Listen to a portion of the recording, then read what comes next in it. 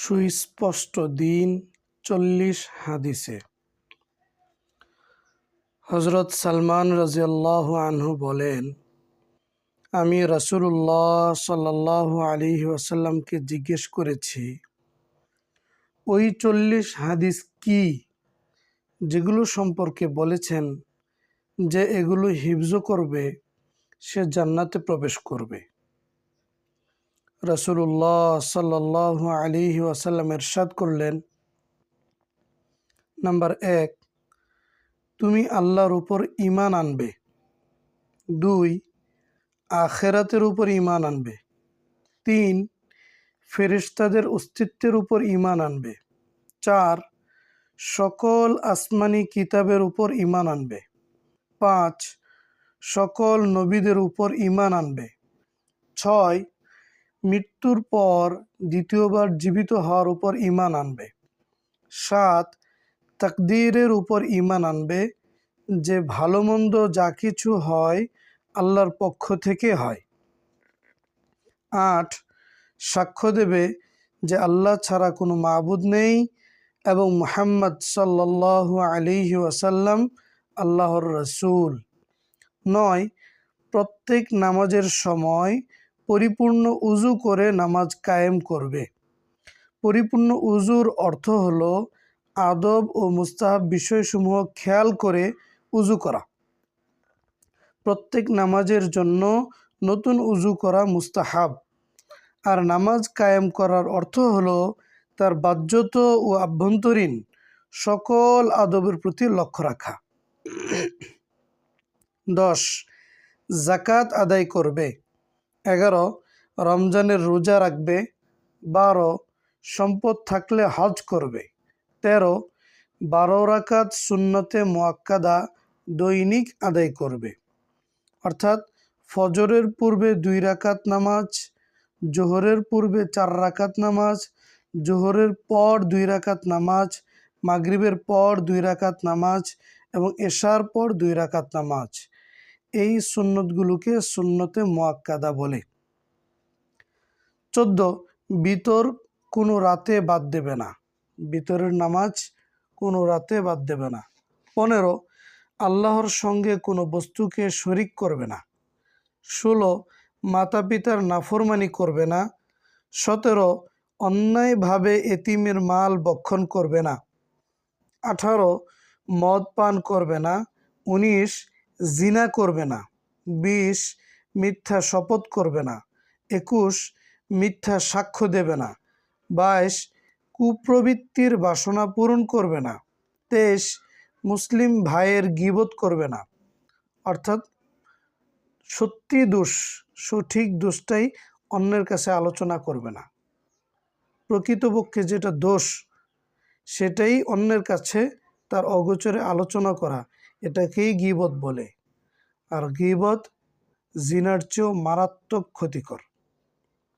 ২৪, সতীসাধী নারী ও নিষ্কলুষ পুরুষকে অপবাদ দেবে না, অর্থাৎ সে যেটা করে নাই ধারণাবশত সেটা বলে দেওয়া। ২৫, মুসলিম ভাইয়ের খেয়ানত করবে না। ২৬, খেলতামাশায় নিমগ্ন হবে না। ২৭, যারা তামাশা করে তাদের সাথে শরিক হবে না। ২৮, কোনো খাটো মানুষকে দোষারোপ করে খাটো বলবে না। ২৯, কারোর সাথে ঠাট্টা বিদ্রুপ করবে না। ৩০, মুসলমানের চুগলি করবে না, অর্থাৎ একজনের কথা আরেকজনের কাছে লাগিয়ে ঝগড়া বাঁধাবে না। ৩১, আল্লাহ পাকের নেয়ামতের জন্য তার কৃতজ্ঞতা জ্ঞাপন করবে, অর্থাৎ বেশি বেশি আলহামদুলিল্লাহ দিল থেকে উচ্চারণ করতে থাকা, মুখেও উচ্চারণ করতে থাকা। ৩২, বালা মুসিবতে সবর করবে। ৩৩, আল্লাহর আযাব থেকে নির্ভয় হবে না। ৩৪, আত্মীয়ের সঙ্গে সম্পর্ক ছিন্ন করবে না।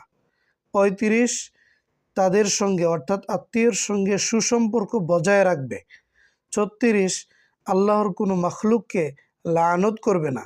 ৩৭, সুবহানাল্লাহ, আল্লাহু আকবার ওয়া লা ইলাহা ইল্লাল্লাহ এর ওজিফা বেশি বেশি করবে। ৩৮, জুমা ও ২ ঈদের জামাতে উপস্থিত হওয়া ছাড়বে না। 39, একথার বিশ্বাস রাখবে যে তুমি যে কষ্ট ভোগ করবে এবং যে শান্তি লাভ করবে সেটা তোমার ভাগ্যে ছিল, সেটা হবেই, সেটা তোমার থেকে ছুটতে পারবে না।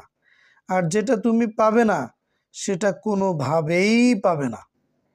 40, আল্লাহর কালামের তিলাওয়াত কোনো অবস্থাতেই ছাড়বে না।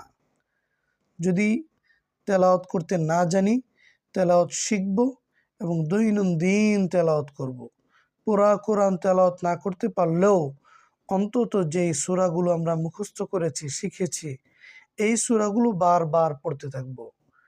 যেমন সূরা ইখলাস 200 বার 300 বার পাঠ করলাম, সূরা ফাতিহা 100 বার 200 বার পাঠ করলাম ইত্যাদি। যার যে সূরাটা ভালো লাগে ওই সূরাটা বেশি বেশি পাঠ করা, এটাও কোরআন তেলাওয়াতের অন্তর্ভুক্ত।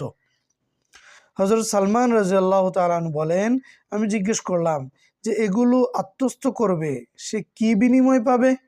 রাসূলুল্লাহ সাল্লাল্লাহু আলাইহি ওয়াসাল্লাম ইরশাদ করেছেন, আল্লাহ তাআলা তার হাসর আম্বিয়া একরাম ও আলেমদের সাথে করাবেন। আত্মস্থ করা বা হিফজ করার অর্থ হলো এই কথাগুলো ভালোভাবে বুঝবে এবং তদনুযায়ী নিজেও আমল করবে, নিজের পরিবার অধীনস্থ সকলকে আমল করার জন্য উদ্বুদ্ধ করবে এবং যাদের সাথে সাক্ষাৎ হয়, বন্ধু বান্ধব, আত্মীয় স্বজন, পাড়া প্রতিবেশী, এমনিভাবে সারা দুনিয়ার মানুষকে এই কথাগুলো প্রচার করে তাদেরকেও এই কথাগুলোর উপর আমলের জন্য উদ্বুদ্ধ করবে। আশা করা যায় তাদেরকে আল্লাহ তাআলা আম্বিয়া একরাম ও আলেমদের সাথে হাসর করবেন। এটা এই হাদিসের মূল মফহুম কানজুল উম্মাল থেকে নেওয়া হয়েছে, 10 নম্বর খণ্ড 279 নম্বর পৃষ্ঠা।